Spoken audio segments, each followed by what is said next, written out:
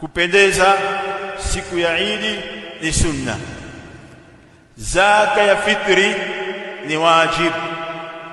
Usipotoa zaka ya fitri unapata dhambi.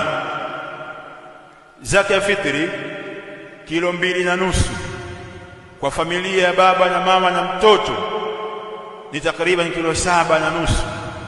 Haifiki thamani ya nguo ya Eid. Lakini waislamu ni wepesi kuchukua pesa na kununua nguo za Eid malaki, alafu yeye akaenda kusubiri kupewa zaka ya fitri. Anafanya jambo la sunna, anaacha jambo la wajibu kwake. Zaka ya fitri ni wajibu kwako.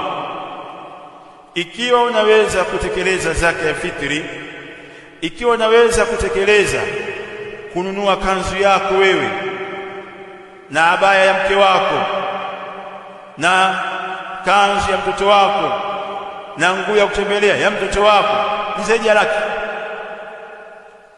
Ni zaidi ya laki. Kwa kipi ushindwe kutoa zaka ya fitri? Kwa kipi ushindwe kutoa zaka ya fitri?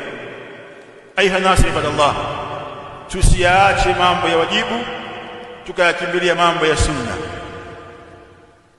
Usifikirie kupendeza kabla ya kutekeleza wajibu wa zaka ya fitri.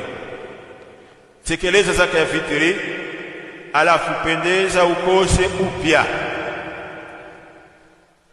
Pendeza ukose upya.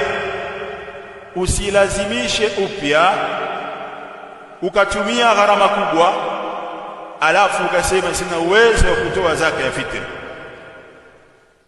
Hii haitakuwa sawa sawa.